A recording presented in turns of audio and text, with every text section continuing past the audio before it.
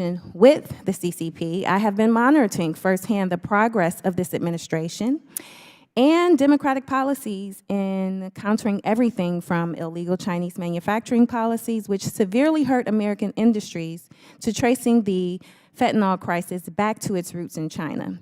I want to highlight 3 important steps the Biden-Harris administration can and should continue to build on. 1, since President Biden and Vice President Harris signed the CHIPS and Science Bill into law, U.S. companies have announced more than $160 billion in investments in semiconductor and electronics. CHIPS and Science also authorized $170 billion to support science and innovation. No longer will the CCP continue to outpace the United States thanks to this action. Number 2, President Biden and Vice President Harris has brought together our allies and partners to achieve substantial success on the global stage, like the agreement between Australia, the United Kingdom, and the United States to commit to unprecedented partnership in the Pacific. And 3, the Biden-Harris administration has taken significant steps to hold bad actors in China engaged in hacking, espionage, and cyber campaigns accountable. Now, in March, the Department of Justice indicted 7 Chinese hackers charged with targeting CCP, critics, businesses, and political officials through a coordinated cyber intimidation effort. And given the unprecedented nature of these attacks, this is where I'd like to focus today. So, I remain very concerned about potential misuse of artificial intelligence by our adversaries like Russia, China, and Iran to influence Americans through the spread of disinformation. It is very troubling that social media sites from Twitter to TikTok can act as a funnel of MDI, mis and disinformation, or as I like to call it, lies, streaming directly onto our phones each and every day. Earlier this year, I introduced legislation, the Securing Elections from AI Deception Act, to prohibit the use of artificial intelligence to deprive or defraud individuals of their right to vote and require disclaimers on AI-generated election content. I also recently sent a letter to the Federal Elections Commission urging them to clarify federal law prohibiting fraudulent misrepresentation and how it applies to deceptive AI-generated political campaign communication. At the same time, the Biden-Harris administration is in overdrive, working to protect our elections and exposing these plots as they are uncovered. So, Mr. Stokes, can you speak to how the CCP is using disinformation online to engage in persuasion campaigns in democracies around the world, including our own? Sure. Thank you, Congresswoman. This is absolutely a major challenge. You know, China's a point of innovation politically for them has been the use of mis and disinformation. They test it out at home and then kind of roll it out around the world. We've seen, for example, a group known as Spamiflage, which is really focused on impersonating U.S. people on social media platforms, again, to exacerbate existing social tensions and divide Americans. And I think that's just the early, as you indicated, the early edge of what AI might be able to do to supercharge mis and disinformation. And so I think we need to be preemptive in trying to respond to that actively. And with my additional 15 seconds, can you tell us, maybe in short order, how the Biden-Harris administration has held the CCP accountable over its spread of disinformation and what more Congress can do to support these efforts?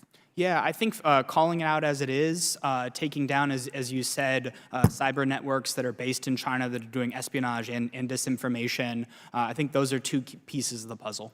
Thank you. And with that, Mr. Chairman, I yield back. Thank you. Gentlelady yields. Chair now recognizes the gentleman from Alabama, Mr. Palmer, for 5 minutes. Mr. Thayer, we've heard a lot of discussion about where we're heading with renewables and EVs and things like that. But aside from that, the United States is very dependent on critical minerals, rare earth elements, and China basically controls that.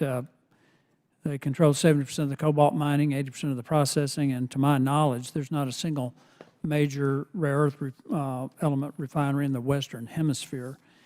Do you consider that a threat to our security? Yes, sir, absolutely, it's a threat. And one of the problems that we face in this country, and it's particularly been true in the last 3.5 years, is the inability to get a mine permitted, a processing facility permitted, a refinery permitted. And I'm very concerned about this in regard to China, because China's already fired a shot across the bow a couple of years ago when they cut off supplies of germanium, and I believe the other one was gallium, rare earth elements that we need, that our defense forces need. I think that's a clear and present danger in terms of a threat to our national economy, economic security, and our national security. Yes, sir, it certainly is a threat to it, as increasingly these minerals are needed for the sinews of American national security. Right, and this is true not only in the United States, but of the entire Western Hemisphere. When we don't have a single refinery for rare earth elements in the Western Hemisphere, it's a major, major problem, which leads me to the situation in Taiwan. If China were to attack Taiwan and appeared they were going to be successful, I think it's fairly clear that those semiconductor microchip facilities would no longer exist. China's never really mastered manufacturing of semiconductors, microchips. Now, we're building 4 facilities here in the United States, but we really don't make anything here, do we? We manufacture things from parts we get from China from these critical minerals and rare earth elements. Yes, there are very few in the United States. Taiwan is absolutely essential. So what we've got to do here, if we want to have the ability to defend ourselves against China, is we've got to get serious about procuring our own critical minerals through mining, processing, and refining. That includes the rare earth elements. Would you agree with that? Yes, sir, and I'd broaden it to the entire defense industrial base. Absolutely, and our economic base. I mean, your washing machine won't function, the panel on your washing machine won't function without these critical minerals. I would also like to point out, if I may, we're not in order. The committee will be in order. Thank you, Mr. Chairman. TikTok is an intelligence gathering tool and a tool for degrading Western culture and values. I also serve on the Energy and Commerce Committee, and we had a classified briefing about this.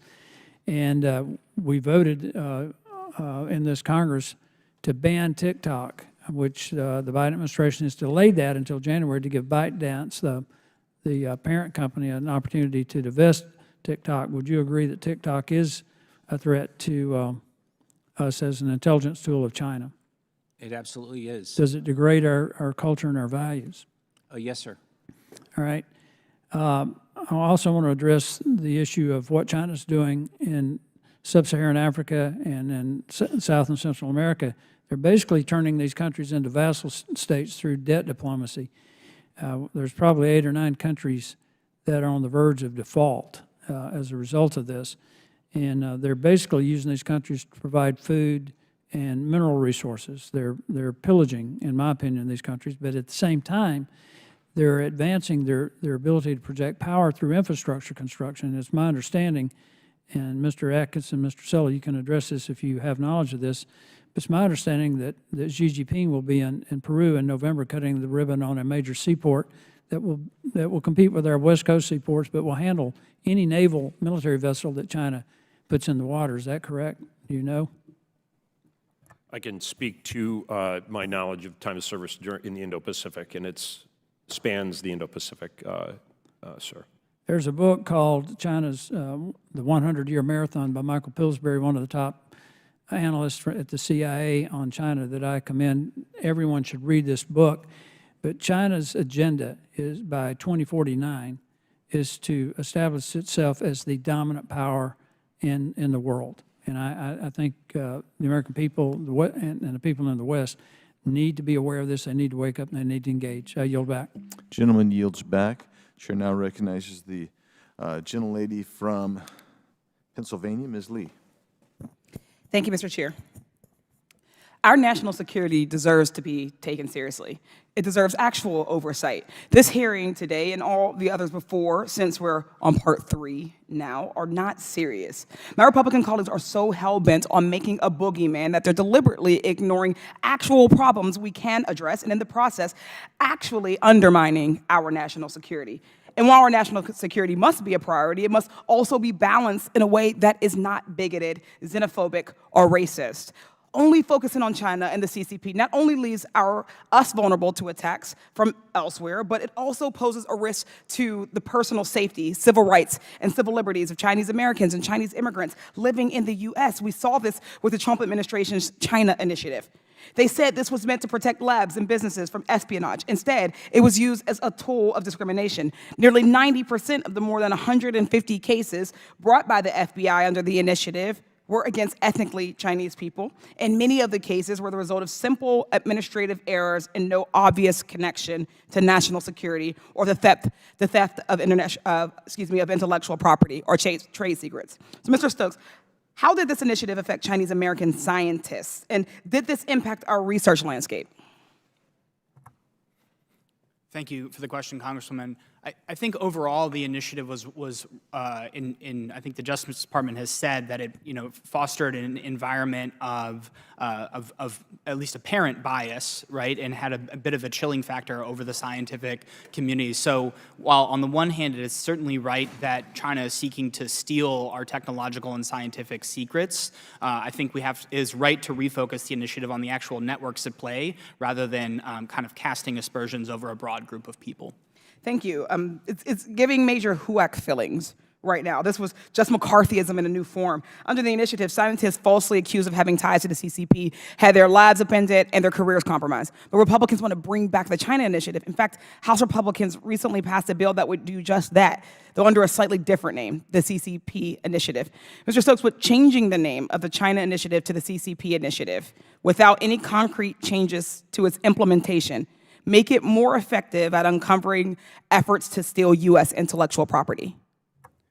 I think the name does matter, but I think as you indicated, what actually goes on under the auspices of the initiative matters just as much, if not more. And again, because of the scope of the threat, to be able to be focusing resources on areas that aren't where the threat is actually emanating from, I think means we'll miss some of where the threat is actually emanating from. And so to the extent that you can revise the initiative to focus more on the real networks at play, it would be both more effective and more consistent with our values.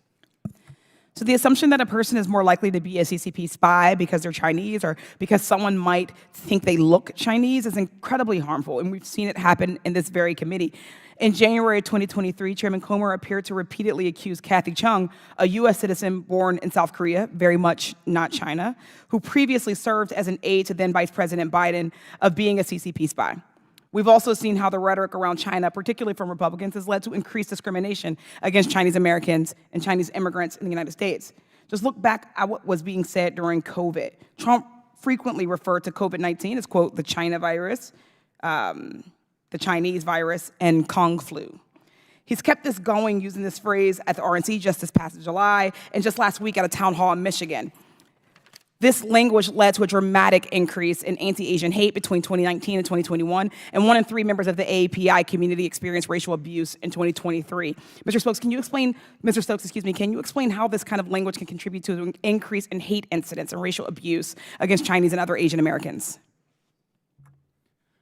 I would say, in general, the President of the United States has an immense agenda-setting power, and so to use language of that nature does contribute, and in certain cases may, even enable people to take, bias and racially motivated actions. But again, I think, at least from my expertise, that about how it relates to strategic competition with China, the fact that we can be an inclusive, diverse society that's governed by the rule of law is something we have that China doesn't, that is an asset that we should work very hard to retain. Thank you. I appreciate your comments. I just want to conclude by saying the caution that when my colleagues speak about the CCP threat in careless or bigoted or xenophobic terms, they make all Chinese Americans and Chinese immigrants into a boogeyman, and it's wrong. We must talk about it in a way that gets very specifically at the harm, at the threats, and not in such a wide net that harms people who are innocent. I thank you, and I yield back. Gentlelady yields. Chair now recognizes the gentleman from Louisiana, Mr. Higgins. Thank you, Mr. Chairman. Mr. Atkinson, I believe you'd be the gentleman to address what I'm going to inquire about, and please share your insight regarding the Chinese Communist Party's presence as it manifests itself within our university structures, across the country, acknowledging that the university culture is inherently open, designed to include a free exchange of ideas, and of course I support that culture. But that freedom carries with it a particular risk to our republic and to the free world when it relates to the development of emerging technologies that can be weaponized and militarized by the Communist Chinese Party, and we're essentially funding it through our universities and having CCP-associated students in some way, them, their family, they finish their studies, they return to China, they end up working for the CCP. There's many, many instances of this, and we're concerned about it. Are you familiar with the report that was recently produced by the House Select Committee on the Chinese Communist Party and the House Education and Workforce Committee, Mr. Atkinson? Somewhat. Good. I hope you don't have it memorized. It's a lot. But they had identified over 8,000 publications that were DOD funded that included papers covering topics like hypersonics, directed energy weapons, nuclear and high energy physics, and artificial intelligence and autonomous solutions. It all in the realm of the emerging modern weaponry of the 21st century, funded by DOD through our university systems. That includes more than 2,000 of those papers. DOD-funded papers included the PRC co-authors who were directly affiliated with PRC's defense research and industrial base. Will you share with this committee and with America your opinion on what dangers that presents to the entire world when we are willingly, knowingly funding the advancement of Chinese Communist Party 21st century weaponization through our university systems? Mr. Atkinson. So, Congressman, I think the short answer is it's outrageous. It definitely is a way that the Chinese are getting an advantage over us. Their core policy at the beginning of what they do is suction up or hoover up as much knowledge, technical knowledge as possible. They're using this weakness in our system to achieve that. I will say it's important to, you're not saying this, I know, but some people say that that certain university, we should blame them. Look, if I were a university president and I want more money and the federal government's cutting back, I'm going to go to China. I think we need to make that a choice there that they cannot make. So I would say any university, public or private, that receives any Chinese money should be ineligible for federal funding. A second area that I would say is if you look at postdocs, very few Chinese postdocs, if any, stay in this country. They're coming here to advance their education. I think we should have a ban on Chinese postdocs. But I wouldn't put a ban, for example, on Chinese PhD students. Some of them stay here, some of them don't.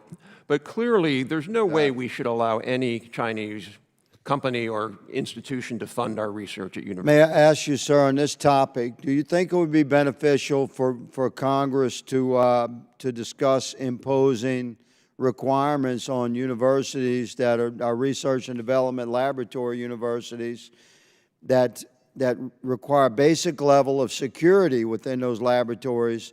Because if you've been in these laboratories, and I'm quite sure you have, there's virtually no security. Even when you have like an electronic pass on the door, commonly you'll find the door like propped open because that's the culture in the university. Is a free exchange of ideas and studies. So do you think it would be beneficial for the security of our country if Congress discussed imposing security requirements on our universities? I do. You didn't see this problem back in the 50s and 60s. Very few research universities collaborated with the Soviet Union because we knew they were an adversary, and yet our universities haven't caught up to that. So I 100% agree that we need to take stronger steps. Mr. Chairman, I thank you for this hearing, and I yield, and I thank the witnesses. Gentleman yields back. Chair now recognizes Mr. Is it Conley or Goldman? Mr. Goldman for New York. My. Here we are for the third installment of the Defending America from the CCP's Political Warfare. After the chairman's impeachment investigation revealed zero connections between President Biden and Chinese businesses, he nonetheless shockingly views the nakedly partisan political sham impeachment as a success. Why? Because President Biden dropped out of the presidential race. Now, that is a blatant admission that this committee was used improperly for partisan purposes. But that failure has not stopped the chairman from continuing down this road. Now that Governor Tim Walz is on the ticket, Chairman Comer has quickly pivoted to focus this committee's resource on Governor Walz's time teaching English in China, insinuating that somehow that is a problem. What we really need to be focusing on as it relates to CCP's political warfare is defending this committee from that political warfare. Remember, we have two witnesses who were the star witnesses of the impeachment investigation. The first, Gal Luft, turned out to be an indicted, unregistered foreign agent of the Chinese government. Among the allegations in Gal Luft's indictment was that he, at the behest of Chinese entities, recruited and paid an unnamed advisor to then-President-elect Donald Trump to adopt pro-Chinese positions. And even though he also was charged with making false statements to the FBI, Chairman Comer bragged and said Gal Luft is a very credible witness on Biden family corruption. That wasn't all the political warfare that we experienced during this impeachment investigation. Alexander Smirnov is a Russian indicted as a source for the FBI who literally met with Russian officials to peddle lies to the FBI. You know what those lies were? They were the same allegations that the chairman made against Joe Biden in this committee, Russian propaganda. Now, this is not, unfortunately, the chairman's only connections to China. Just months after our last hearing on the CCP political influence, a news report alleged that while he was the agricultural commissioner and candidate for governor of Kentucky, the chairman was involved in a failed Chinese hemp deal that would have benefited a campaign donor's company. This deal not only failed, but it turned out that Chairman Comer accidentally imported illegal marijuana instead of legal hemp. So maybe we should be investigating Chairman Comer's ties to the CCP. But there's more political warfare from China that this committee should be investigating. Let's start with former President Trump, who acknowledged that he had a Chinese bank account that he used at least from 2013 to 2015, and his own lawyer said that it remained open throughout his presidency. Or let's talk about Ivanka Trump's fast-track trademarks that she received in 2 months, 18 of them, even though it usually takes 18 months. Coincidentally, I'm sure, it happened right after Donald Trump intervened to save a sanctioned Chinese electronics maker, ZTE. And China's biggest controlled bank, state-controlled bank, rented 3 floors in Trump Tower while Donald Trump was president, netting him $7 million. Now, the chairman won't investigate these incidents because the goal is not really here to combat political warfare or foreign influence in our politics. It's simply to use this committee to baselessly smear Democratic presidential and vice presidential candidates. But the American people know which presidential candidate is a danger to our national security. And it is the one who accepts millions of dollars from foreign governments while he is president. And it is the one who sucks up to dictators and despots all around the world who cannot even say that the democratic country of Ukraine should win the war against Vladimir Putin. So this, unfortunately, while an important topic, is a waste of time as we sit 6 weeks before the election. And as usual, we could have been doing so many better things with our time. I yield back. Chair recognizes Mr. Biggs from Arizona. Thank you, Mr. Chairman. Thank you, panelists, for being here. Appreciate your testimonies.